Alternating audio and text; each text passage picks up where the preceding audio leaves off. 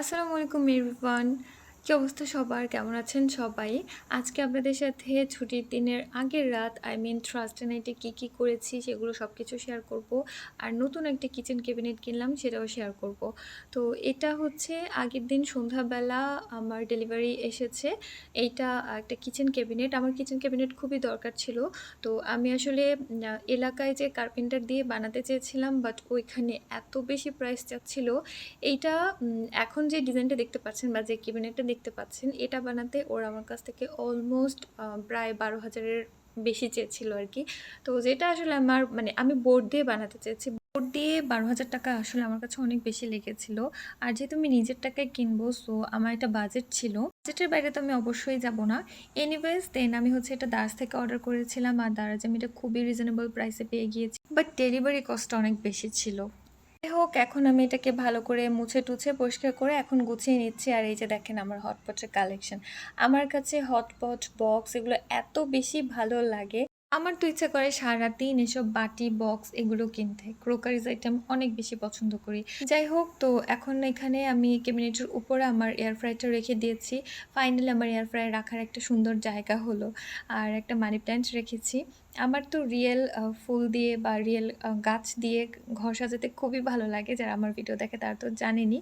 আমার বাসায় আসলে আর্টিফিশিয়াল কিছুই নেই, সব কিছু রিয়েল আর কি।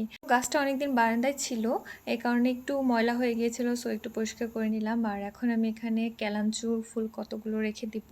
ক্যালাঞ্চু ফুলটা ফুটেছে অলমোস্ট 4 মাস হয়ে গিয়েছে, এটা কিন্তু এখনও আছে।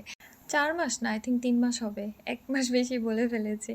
যাই হোক, একটা ফুল ফোটার পরে ফুলটা 3 মাস ধরে এভাবেই আছে, এটা আসলে অনেক বেশি মানে ভালো লাগার একটা ব্যাপার আর কি। নর্মালি তো ফুলগুলো 2 থেকে 3 দিন ভালো থাকে, বাট এই ফুলটা এত মাস ভালো থাকে, গাছের মধ্যে ফুটে থাকে, দেখতে আসলে খুবই ভালো লাগে।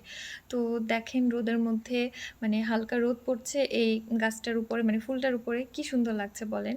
তো যাই হোক, ক্যাবিনেটটা সাজানো কেমন হয়েছে আমাকে কিন্তু অবশ্যই জানাবেন। তো এখন আমি চা বানিয়ে নিচ্ছি, আমরা এখন একসাথে চা খাবো। এটা সন্ধ্যার পরের ক্লিপ, মানে এখন আর কি সন্ধ্যার পর থেকে শুরু করছি। তো আজকে আর তেমন কিছু না, জাস্ট হচ্ছে চা বিস্কিট দিয়ে নাস্তা করব। আর কালকে তো ফ্রাইডে, কালকে আমার অনেক কাজ আছে।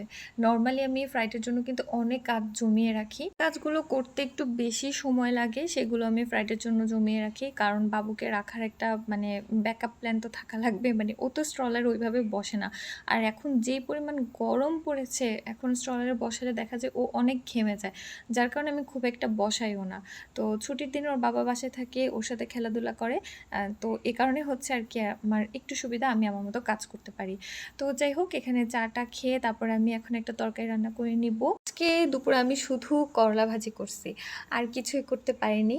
ওই যে বললাম না, আমি কিন্তু ব্লগে হচ্ছে আমার দিনটা মানে যেদিন ভিডিও বানাই সেই দিন আসলে সারাদিনের যা কিছু করি সেটা আপনাদের সাথে শেয়ার করি। আর যদি আমি রান্না করতে পারি সেটাও শেয়ার করি, আমার দিনের পজিটিভ বিষয়গুলোও শেয়ার করি, নেগেটিভ বিষয়গুলোও শেয়ার করি। এমন না যে আমি শুধু ভালো ভালো জিনিস দেখাই বা হ্যাঁ আমি এইভাবে চলছে ওইভাবে চলছে, ওরকম না। আমার দিন যেমন যায় আমি মোটামুটি সেটাই আপনাদের সাথে শেয়ার করি।